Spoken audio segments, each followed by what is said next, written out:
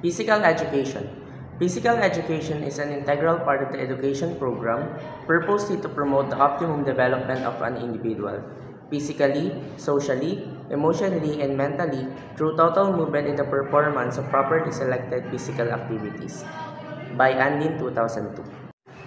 Vision.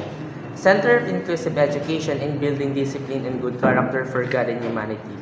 So the vision of the City College of Calapan means that the City College of Calapan is centralized as one of the institutions who foster discipline and good character. And also, this institution provides inclusive education through quality, accessible, and affordable approach, but only exclusive in the residents of Calapan. Mission, letter A. To foster the intellectual, moral, social, and creative life of each student through quality, accessible, and affordable education. The letter A mission of the City College of Calapan means that our institution aims to foster the overall development of each student, specifically in moral, social, and creative life that will help them to be professionally competent in the future. Philosophy. We create possibilities for lifelong learning. The philosophy of this institution indicates that we, students of the City College of Calapan, create possibilities that will help us in different aspects in life.